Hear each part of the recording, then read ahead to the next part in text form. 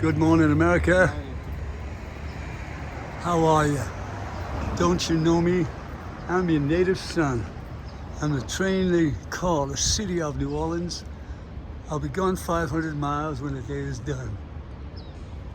Great song by Steve Goodman. I'm here at my beloved Angel's Flight in downtown Los Angeles. And the reason I'm here is to reprise a story about Jim Morrison and myself. I've just published a book called I Remember Jim Morrison Too. It's on Amazon. You can find it on my website, IRememberJimMorrison2.com. When I first came to Los Angeles, Jim Morrison was at the height of the pinnacle of his career. His celestial star was precisely at noon overhead. And I said to him, "What are we doing?" He said, "We're going to get some Jack Daniels, some cold beer, and we're going to go cruising around the streets of LA. I'm going to show you a few things." Well, he did. And we drank. And he played Beatles music when we were driving down Sunset Boulevard, and he started rapping like Paul McCartney came on and started singing, "Well, somewhere in the black mountain hills, the cold girl lived, a born boy named Rocky Raccoon." And Morrison was doing like scat or rap. Before it was rap, he was going, "Yeah, yeah, come on, Rocky." It was like so way cool. Pulls up into a cemetery. Marilyn Monroe is buried in a crypt. Oh. I said to him, "Hey, can you take me to Angel's Flight?" He said, What do you know about Angel's Flight?" I said, "Well, every noir movie I ever saw, Angel's Flight was in it. All the gangster movies in LA, all the drama movies, Angel's Flight was in there." He said, yeah, I know, but how did you know?" So we got movies in England. And he said, "Okay." And he said, "Come on, I'll take you down there." We came down here in that blue beast, the Mustang with the Shelby engine. Oof. Pulled up here and he said, "There it is." And we looked, it was a hole in the ground. They just dismantled it. They put it in storage, and they said one day they're going to maybe fix it up again. We heard nothing for 20 years, and then suddenly, bada bing. Gary Hall and the committee here put together some volunteers and some sponsors, and they revitalized it and brought it back to life. And so I came here to reprise that story about Jim Morrison and tell you that we are about to embark on the first phase of a project I've been working on for a long time. And if it hadn't been for the interruption of my new book and my book published in France by Lamiroy Editions and with Eric Nyrek and Gorian Deppeltot, the translator, in concert, three of them published my story in the French language. And soon I'll be going over there to meet with them. Also, soon in Mexico City, I have a publisher down there.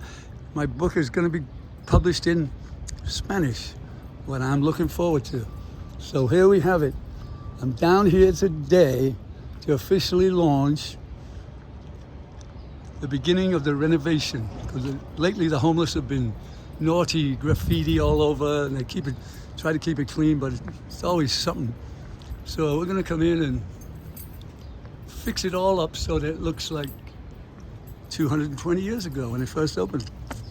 Steps are always a little bit, somebody's peed on them or graffitied the crap out of something. So we're gonna come in, start with a steam cleaner, give it a good steam cleaning. Then we're gonna put tiles, beautiful green tiles down. And then we're gonna have beautiful brass dedication plaques on each step. Some of the luminaries will be my dear friend, King Amanpour, the very best personal injury lawyer I have ever met. He's a whole story on his own.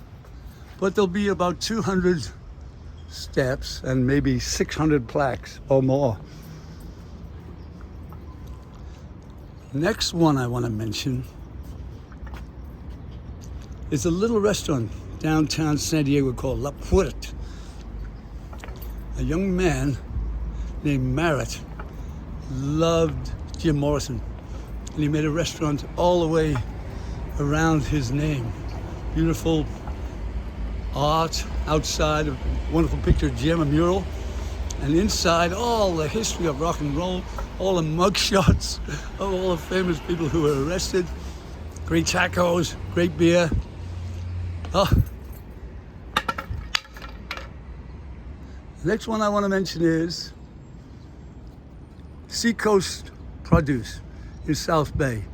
Yasser, Nasser, and Cynthia, and the sons, and Papa too, they're more than family. They're very, very close people, spiritual too, and I love them, and they are one of my biggest supporters. Across the way we have Georgie Donev, another fruit distributor, and they give freely and they help many, many causes. Like, we feed a lot of poor people. And I don't mean homeless, I mean working poor. We go to trailer parks, we give away 40 cases of plums, 50 cases of apples, all kinds of other fruits from those two distributors. Wonderful people. Next, my dearest friends, the Preddy, Dr. Hugo Preddy and his wife. I call her La Reina, and the Queen, because they also support us. Then we have a Cuban cigar factory, the coolest place on earth. Julio rolls my cigars out front. You can see him rolling them. You have the coolest beer. Really cool beer. Renee, one of the bartenders, and all the other staff are just like family, you know. So go to all these places and check them out. Don't listen to me.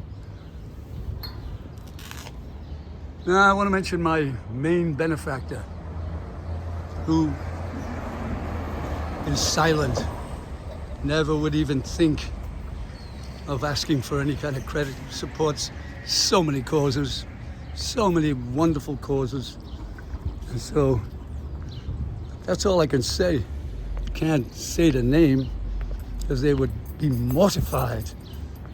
They do charity silently, anonymously.